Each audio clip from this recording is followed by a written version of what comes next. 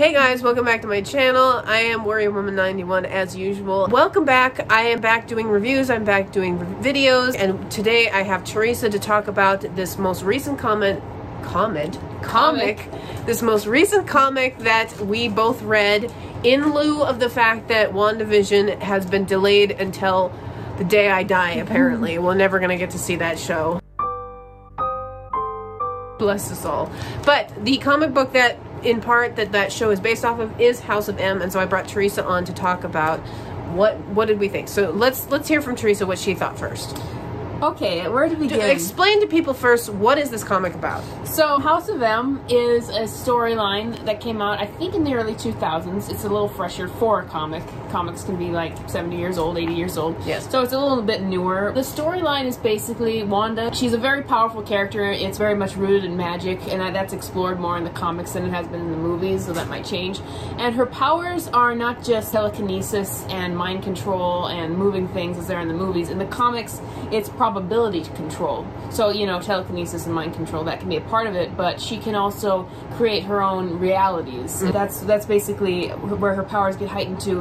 And that's the connection between the comic book and the TV show. Even though the TV show is not actually going to follow the story in this comic book, the comic and the TV show are both based on the idea that Wanda has had a mental breakdown, that she has in order to deal with that mental breakdown, she has created her own reality yes, her own reality that she can live in and that others might be able to live in. In the comic book, others live in it. I don't know if in the TV show others from real life will actually live in it, or if this is just where she resides. Not to get too much into the TV show, we do know some characters that have been in the MCU before. Like, I know Darcy. I know you hate her, but that is evidence of someone who's been there before, who's coming into her reality. That she's not necessarily in her reality, though. She might just be on the outside, and then Wanda escapes to her reality. We really don't know because the show hasn't come out. But back to the comic book that this is all based off of. I want to get something out of the way first. I do like the comic a lot, and I'm going to say some positive things about it, but I want to talk about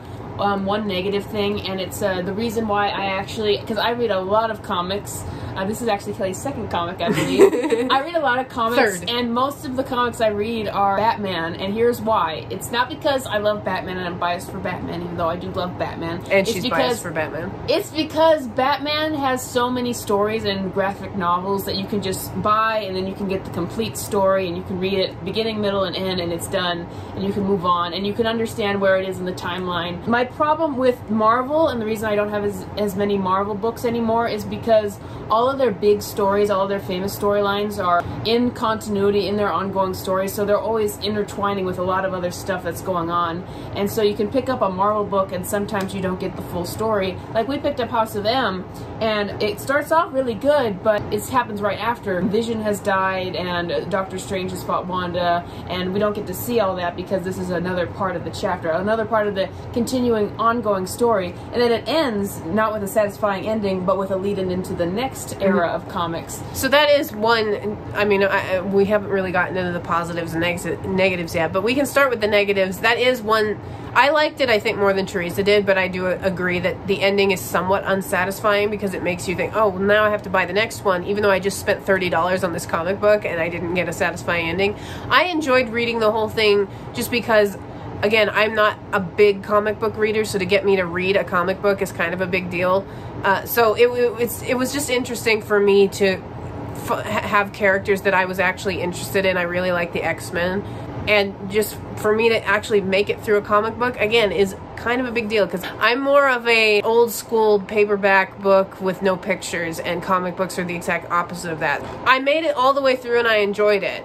So I wanted to point out a couple of things. Now we're getting into like all kinds of spoilers, so turn off, click off, whatever, if you haven't read it. If you have, great. If you don't want to read it and you just want to hear what we say about it, please continue to listen or watch, whatever you're doing. So here's what I really liked about the book. I loved the opening scene. It's Wanda screaming, and it's like, what the heck is going on? This is like the weirdest thing ever. And then it turns out she's actually giving birth to the twins. But it's like, it's totally psychs you out because you go into the book thinking, oh my gosh, what is going on? She's really gone crazy. She's like fighting her her brain is melting down, and she's having a mental breakdown. She's going crazy, and then it turns out that she's giving birth to twins. But then it turns out that she's actually in her alternate reality, and Professor X is trying to pull her out of it. And her alternate reality is, of course, she's married and has kids and all this. And so I thought that the opening was fantastic. Again, I don't have a lot of reference because I haven't read a lot of comics, but I thought that it was a great opening. It hooked me in, and I was like, what is going on? Oh my gosh, I gotta read this. So, can I continue and say some positives? Well, I like the opening as well. Another thing I really like, and I'll talk about this more in the end because it's a spoiler, a bigger spoiler, but I liked how it shows the relationships that Wanda has with her family. Her father, she has a very complicated relationship with Magneto, even though he does seem to care about her, but he has put her and her brother through so much because of his kind of crusade for mutants. But then you see Pietro, and I forgot about this because I haven't read Avengers comics in a while, but Pietro is not the most upstanding citizen, and he can act with selfishness, and I forgot about that. And it made me kind of miss that they never explored him whatsoever in the movies. Yeah, and it was weird to kind of see him as a character in this. Yeah, it was kind of jolting to me to see. Oh yeah, Quicksilver. Yeah, oh yeah, he's a thing. And I actually liked his personality in this comic so much better than I liked him in the movies. Well, they didn't give him much at all in the movie. No, for what they did with him in the movies, I think Aaron Taylor Johnson. Yeah. I think he was fine, but I really think he's miscast. Well, yeah. And I'm not saying that because I'm wanting to diss on Aaron Taylor Johnson. I'm just saying that because he was a throwaway character because they didn't have the rights to him for any more than that one movie. And so it just frustrates me. Like, there's so much more depth to that character, and just the little scratch of the surface in this book was like, well, what? I'll get to that spoiler. So obviously this book is about how Wanda creates a big alternate reality where everyone lives in, where mutants rule. The point of that being so her father can have never been evil. He has what he wants, and so they can be a family. And they think that Magneto must be behind it, but then it turns out that Pietro is behind it and telling her to do this. Yeah. And the reason I like that, and I do...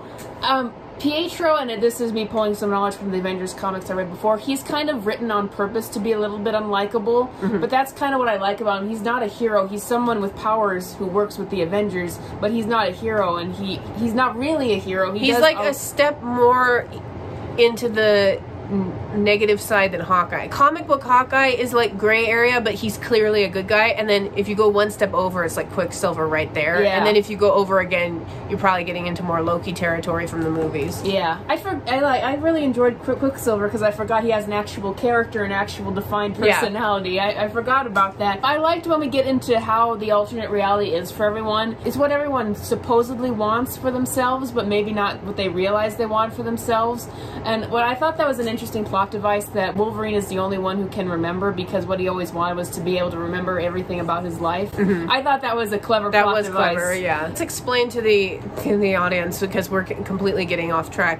Basically what happens is the Avengers go to confront Wanda about her mental breakdowns and what they're going to do with her, and a lot of them are suggesting that they ought to just put her down because she's out of control and causing, she's killed multiple people and people with powers and stuff like that, so she's a big threat and they want to deal with it. So they go to deal with her, and she sends them into her alternate reality, and nobody can remember who their real lives are except for Wolverine, because Wanda's reality that she's created satisfies the most serious desire that each character has always wanted, and Wolverine's desire is to remember everything about his life, because I didn't know this, but he can't remember his childhood, he can't remember how he became Wolverine, he can't remember any of this, and so that's what he's always wanted, is to be able to remember that.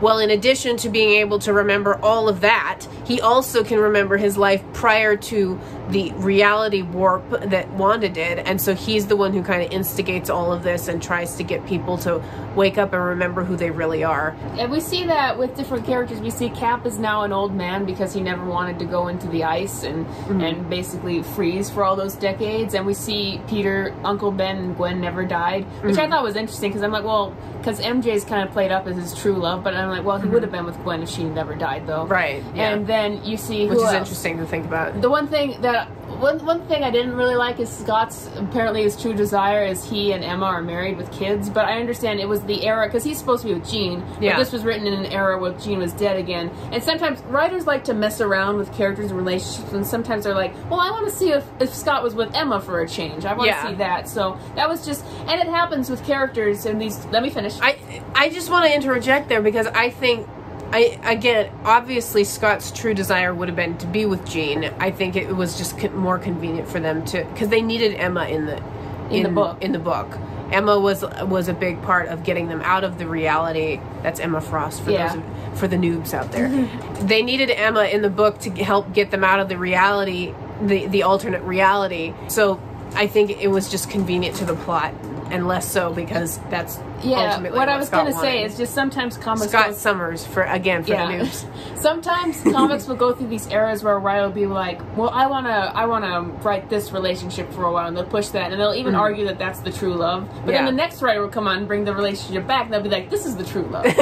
But again, and then sometimes they'll kill off a character just for a time being, just because they want to give that character a break, or they want to push some other characters, and that's just some little knowledge of how it works in comics. So I want to ask you, because again, I don't read a lot of comics, so the only thing I have to compare it to is really the Civil War comic book, and also I have the, I forget what it's called. Dark Phoenix. Dark Phoenix Saga, and I only have one issue of that. But I'm fairly familiar with that story. I mean, I didn't like it as much as I like those other two, necessarily, but I enjoy, like, as I say, I made it through all the way, and I really like the X-Men characters.